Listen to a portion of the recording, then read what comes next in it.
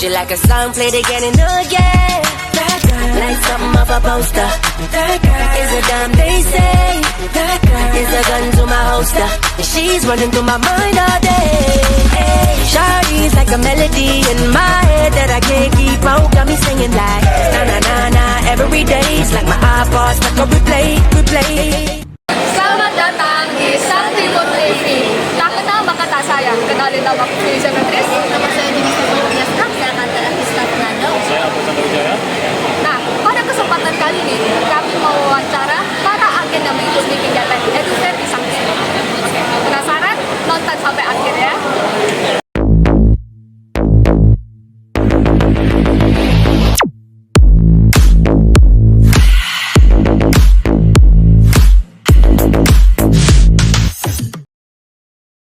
Nama saya Abu Chandra Wijaya dari kelas 11. Hari ini saya ingin mewawancarai mengenai soal scholarship. Untuk pertanyaan yang pertama, kakakku agen dari Universitas Jakarta ini di mana ya? Ya. Alamatnya di Jalan Jenderal Sudirman di sana. Apakah ada cabang-cabang lain? Di Lasal di Indonesia kita ada 2, Jakarta sama Surabaya.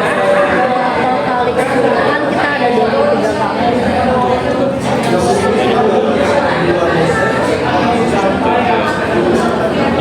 Jadinya di universitas ini apa aja ya jurusan yang ada tersedia? Oke, untuk jurusannya kita ada 8 program. Kita lebih ke psikologi desain. Programnya bisa dilihat ya, nanti ada apa aja ya. Tadi aku udah kasih browsernya, nanti boleh dibaca-baca ya. Ada 8 program. Atau bisa lihat di situ tuh ada tulisannya, ada fashion, ada interior, dan lain sebagainya ya. Ini kalau graphic design ini dia ngapain ya sebenarnya kalau programnya graphic design isinya ada apa tuh gitu? Graphic design itu belajarnya 2 tahun kayak digital komunikasi visual.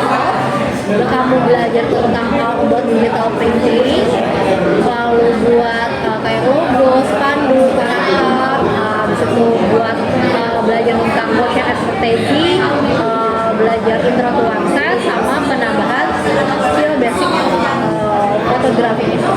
Dia kurang lebih TKV. Kalau kakak sendiri itu pilihnya jurusannya apa? Aku sendiri aku bukan student, aku staff. Oh, bukan ya, staff. Maaf ya. Kalau ini nih, Lasalle College Jakarta ini dia pelajarannya itu hanya offline doang atau dia bisa juga ada online? Oh, fully offline. Ada online.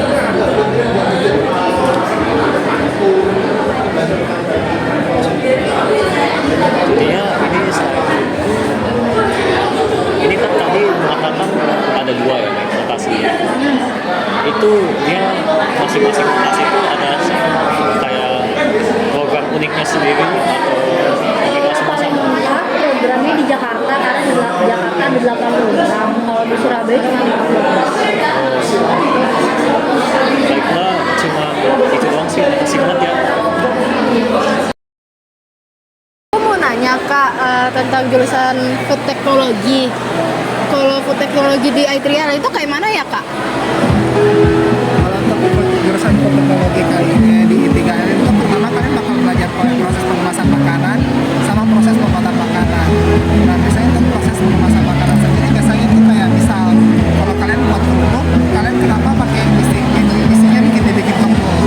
Nah itu biar makanannya nggak cepat rusak. Misalnya kalau nggak isinya dibikin tepung, mungkin makanannya bakal cepat rusak. Soalnya nggak ada gas yang menahan. Begitu lah kalian juga di teknologi juga bakal belajar proses makanan, misal pembuatan keju, yogurt, atau misal juga kayak pembuatan minyak gitu, tapi dari kelapa sawit juga boleh. Di teknologi juga kita juga belajar proses pasteurisasi atau misal proses penghangat susu biar bisa siap konsumsi minum.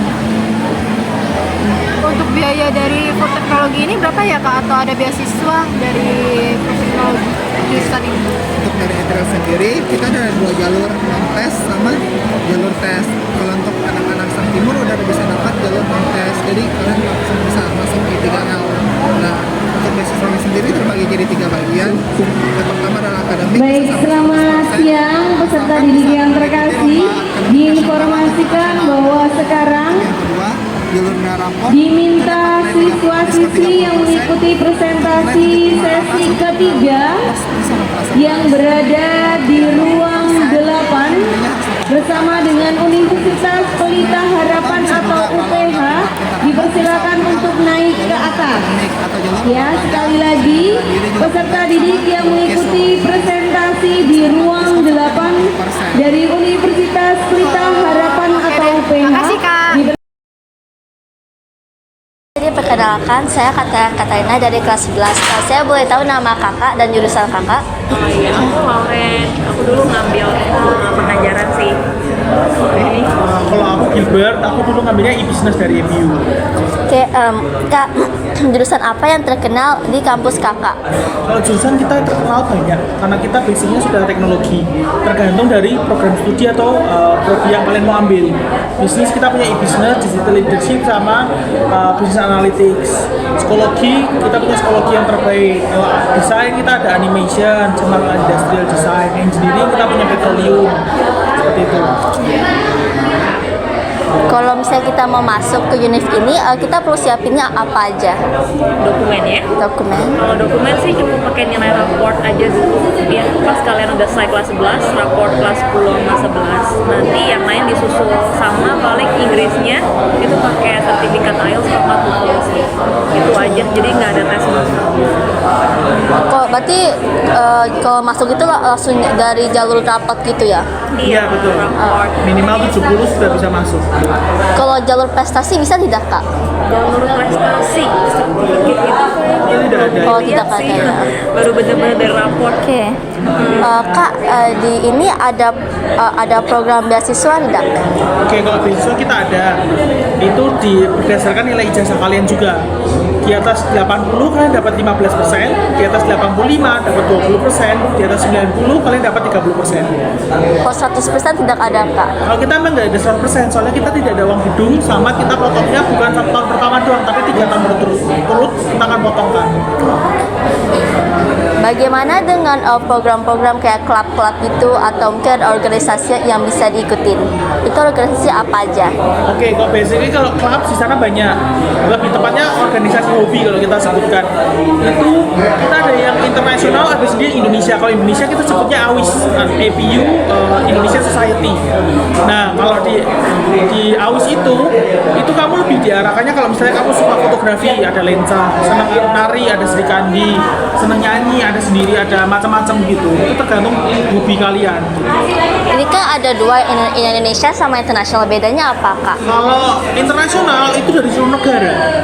Contohnya kan kami taekwondo. Kalau misalnya taekwondo itu dari semua negara. Kalau Indonesia ya cuma memang khusus anak-anak Indonesia gitu. Biasanya gabungan dari PPI, Putra Putri Indonesia yang ada di Malaysia, tapi yang khusus dari anak-anak EPI gitu.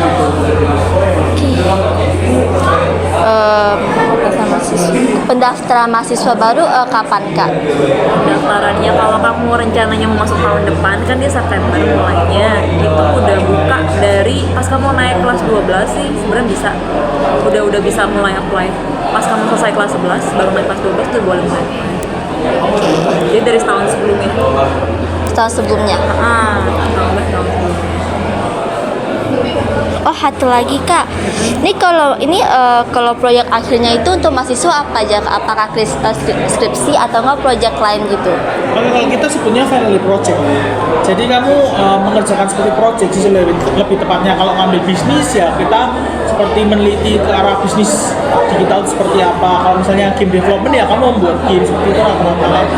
Kalau psikologi gimana, Kak? Psikologi kamu bisa ngambil report juga kayak meneliti, atau kamu belajar lebih ke arah AI atau di dunia digitalnya seperti itu. Oke, Kak, kalau di unit ini kita wajib magang atau tidak? Oke, program magang itu merupakan program wajib. Wajib. Dan diletakkan di tengah-tengah kalian belajar. Jadi di antara tahun kedua sama tahun ketiga. Ada magang selama 4 bulan atau 16 weeks, 16 weeks. Oke. Nanti kan magang ini perusahaannya bisa masuk mana aja? Adakah perusahaan yang kerjasama dengan kalian? Oke, kalau FPU sendiri punya banyak banget namanya kerjasama sama perusahaan. Tapi kembali lagi ke studentnya, bebas studentnya mau magang di Indonesia, mau di Malaysia, mau di Singapura bebas. Kemudian mau dibantu dari FPU untuk menemukan perusahaan boleh, mau cari sendiri pun boleh. Jadi tidak ada yang namanya paksaan. Kalau gitu nanti berarti magang akan dibantu dengan dosen ya? Ada adminnya. Ada adminnya. Oke.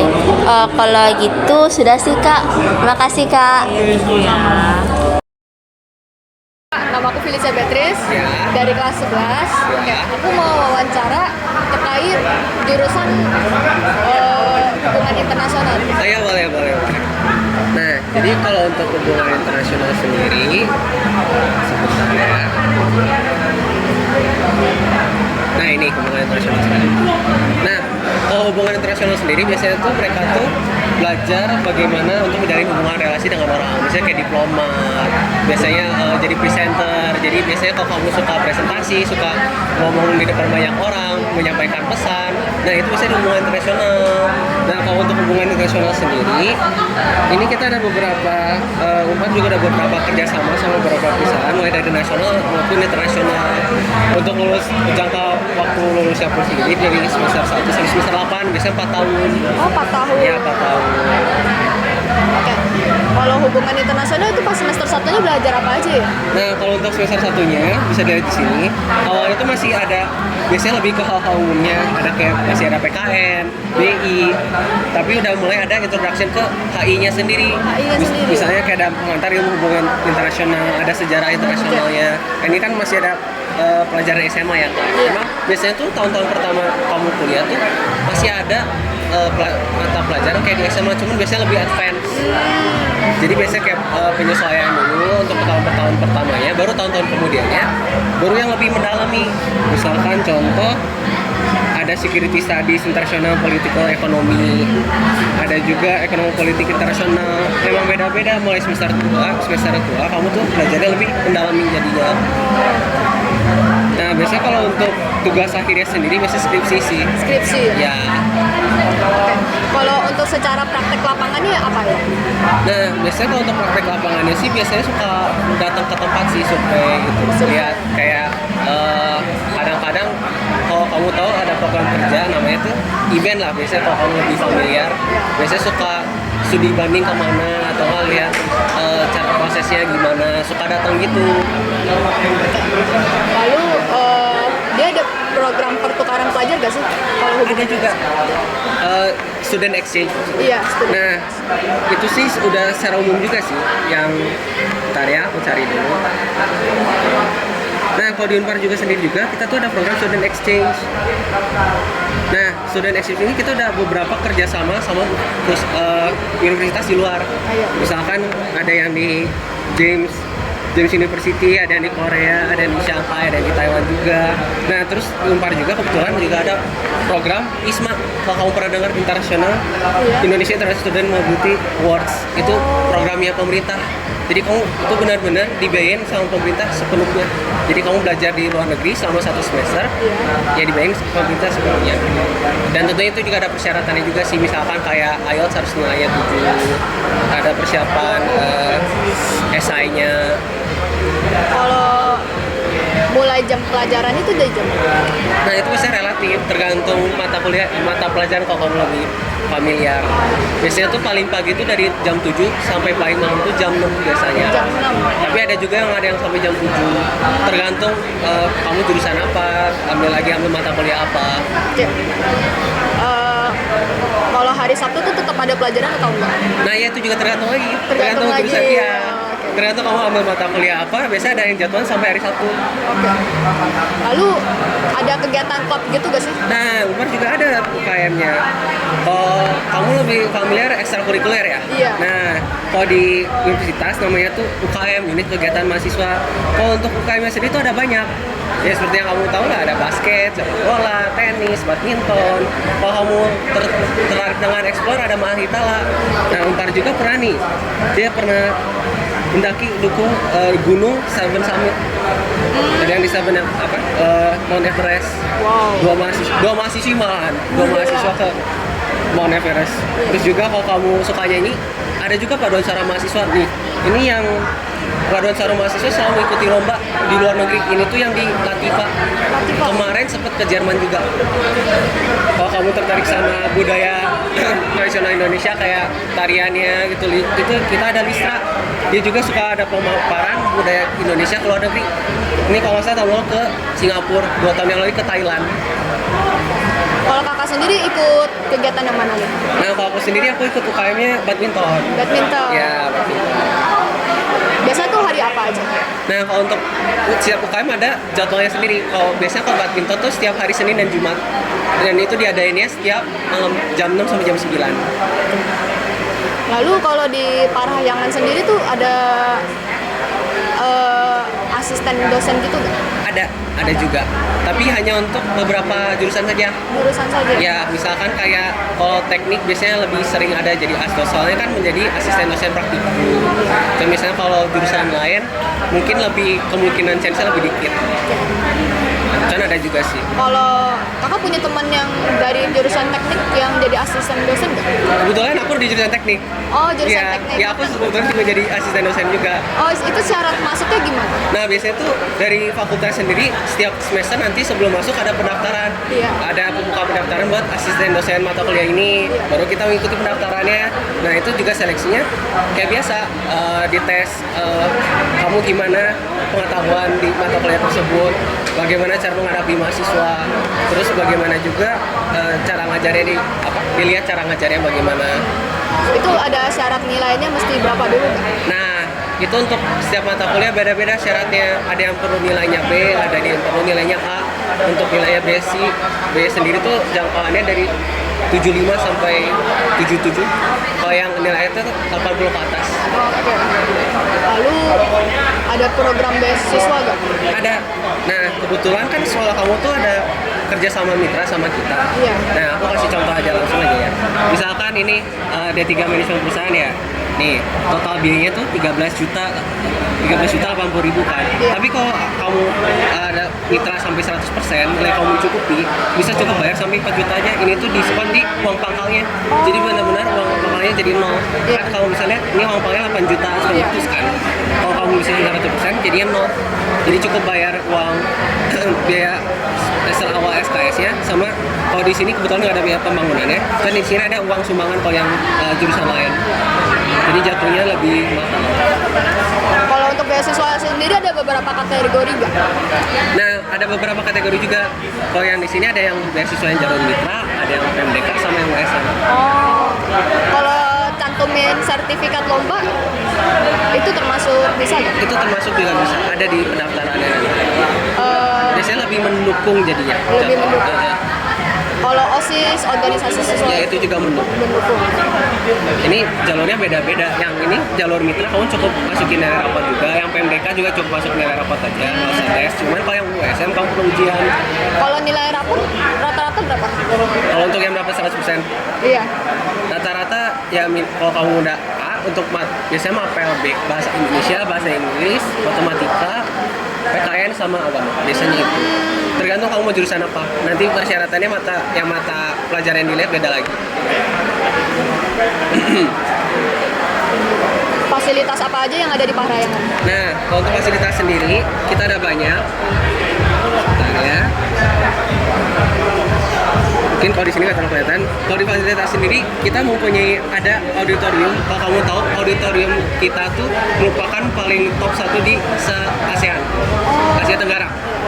Jadi merupakan ini auditorium yang paling bagus di Asia Tenggara. Terus kita juga ada tentunya ada ruangan kelas, ada tempat communal space, ada tempat kantinnya juga sekarang, terus ada tempat multi ruang serbaguna, ada perpustakaannya juga. Terus kalau untuk di hukum sendiri itu ada namanya moot court. Itu tuh benar-benar kalau kamu lihat kayak sidang di hukum itu di TV, nah itu di hukum tuh ada replikasinya. Terus kalau biasalah kalau yang anak-anak buat IPA ada laboratoriumnya kayak laboratorium fisika, kimia, biologi itu juga ada, tergantung jurusannya. Jadi bisa dibilang lengkap ya. Lengkap ya. Kalau perpustakaan sendiri itu fasilitasnya apa aja selain buku-buku? Ada lab komputer kah atau gimana? Nah, di Unpar juga ada lab komputernya juga. Di perpusnya ada. Kamu bisa pakai komputernya untuk mencari misalkan jurnal atau cari buku yang kamu inginkan gitu. Download. Bahkan Unpar juga di perpusnya sendiri tuh memberikan layanan buku e-book gratis biasanya setiap minggunya. Jadi bisa kamu akses. Biasanya buku-buku di Parahyangan itu hanya buku buat mata pelajaran aja atau ada buku yang kayak komik begitu atau gimana? Nah kebetulan untuk di perpustakaan biasanya kalau komik hibur gitu biasanya nggak ada. Emang biasanya lebih ke materi pelajaran. Dan biasanya kalau yang bagian-bagian luarnya ada magazine-magazine gitu sih yang umumnya. Kan kalau komik nggak ada. Kalau dari jurusan hubungan internasional nih, biasa Parahyangan tuh ada kasih pinjam sesuatu nggak begitu? Misalkan kalau hubungan internasional sendiri biasanya mereka suka mengadakan namanya program kerja atau event. Misalkan ada event kayak lomba badminton atau lomba secara non akademik, biasanya kita bakal minjem satu ruangan atau enggak lapangan lah biasanya itu. Nah itu Unpar bakal mewadahi tempatnya, maksudnya kasih pinjam untuk beberapa hari untuk acara tersebut. Sebenarnya jurusan lain juga bisa pakai, tergantung hubungan internasional lagi ada acara apa jurusan hubungan internasional. Kalau Parahyangan sendiri sering adain apa sih? Kan kalau sekolah kan kayak Sang Timur kan ST Cup nih. Jadi kayak ngadain perlombaan yang ngundang sekolah lain juga. Oh iya ada. Ada. Nah, yang kebetulan biasanya jurusan lain yang biasanya mengadain lomba-lomba gitu. Misalnya lomba kayak matematika, kayak fisika itu juga ada. Biasanya tuh di jurusan matematika sendiri biasanya dia tuh ngadain namanya kompetisi matematika untuk anak-anak SMA. Biasanya dia undang anak SMA yang ikuti lombanya seperti biasa.